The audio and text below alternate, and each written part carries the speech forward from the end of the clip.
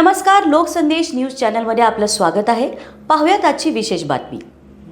प्रत्येकाने 3 व्यसनी व्यक्तींना व्यसनमुक्त केले तर भारत पुन्हा महासत्ता बनेल. डॉक्टर विकास पाटील. राजापूर खिद्रापूर हायस्कूलमध्ये व्यसनमुक्ती सप्ताह उत्साहात संपन्न.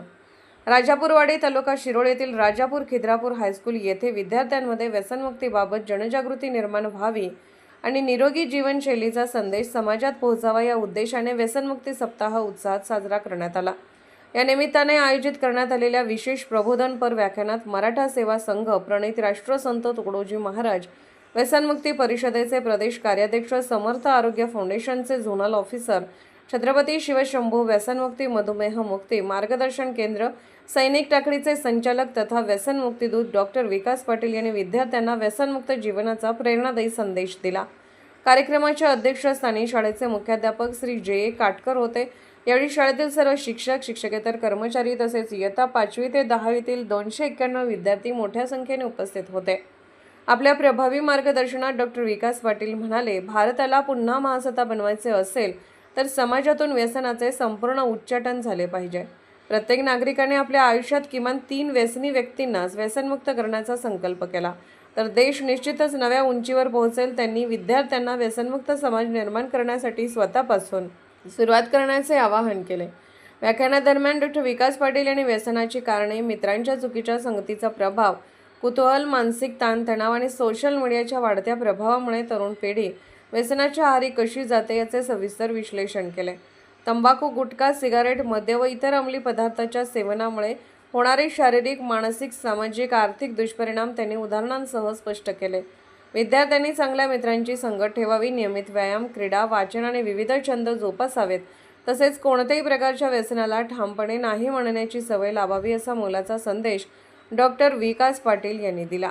कार्यक्रमात श्री व्ही के पाटील यांनी स्वागत, प्रास्ताविक व पाहुण्यांचा परिचय करून दिला. यावेळी केंद्राचे संचालक विद्यानंद पाटील उपस्थित होते. श्री एस ए नेचकर यांनी आभार प्रदर्शन केले. कार्यक्रमाच्या शेवटी सर्व विद्यार्थ्यांनी व्यसनमुक्त राहण्याची सामूहिक प्रतिज्ञा घेतली. शाळेच्या सर्व शिक्षक व कर्मचाऱ्यांच्या सहकार्याने कार्यक्रम अत्यंत शिस्तबद्ध आणि यशस्वी वातावरणात पार पडला. तुका म्हणे एवढे सोंग ते कैसा पांडुरंग. म्हणजे व्यसनी माणूस जर व्यसन करत असेल तर अशा घरामध्ये पांडुरंग किंवा ईश्वराचं किंवा देवाचं वास्तव्य होत नाही. राजे निर्व्यसनी होते तसं त्यांचे मावळे देखील निर्व्यसनी होते आणि निर्व्यसनी माणसंच क्रांती करू शकतात. हा आजवरचा इतिहास आहे. मग आपल्याला जर आपल्या जीवनामध्ये यशस्वी व्हायचं असेल तर आपण काय शपथ घ्यायला पाहिजे? निर्व्यसनी जीवन जगण्याची आपल्याला शपथ घ्यायला पाहिजे. बरोबर आहे की नाही? आज आपल्या देशाची लोकसंख्या किती आहे? किती आहे? कुठे रे? 1400 कुठे? 140 कोटी. 140 कोटीच्या पुढे आज आपल्या देशाची लोकसंख्या आहे. 2017ला राष्ट्रीय व्यसनमुक्ती संस्थेनं आकडा जाहीर केलेला आहे की आपल्या देशामध्ये 67% लोक ही व्यसनी माणसं आहेत, व्यसनाधीन लोक आहेत.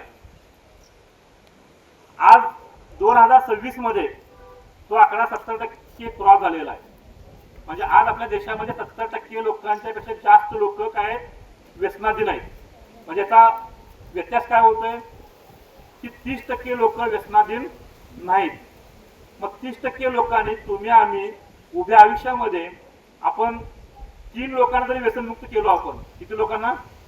3 लोकांना. मरेपर्यंत आपण 3 लोकांना जरी व्यसनमुक्त केलो तर येणाऱ्या काळामध्ये भारत व्यसनमुक्त झाल्याशिवाय राहणार नाही. आणि जोपर्यंत भारत व्यसनमुक्त होत नाही तोपर्यंत भारत महासत्ता बनणार नाही. कारण व्यसनी माणसाच्या हातून भारत महासत्ता कधी बनेल काय? कधी नाही. खरं म्हणजे आतापर्यंत भारत महासत्ता बनायला पाहिजे होता. कारण ज्या देशामध्ये युवकांची संख्या जास्त आहे तो देश महासत्ता बनतो. अमेरिकेमध्ये युवकांची संख्या जास्त होती, अमेरिका महासत्ता बनला. चीनमध्ये युवकांची संख्या जास्त होती, चीन महासत्ता बनला. त्याच्यानंतर जपानमध्ये युवकांची संख्या जास्त होती, जपान महासत्ता बनला.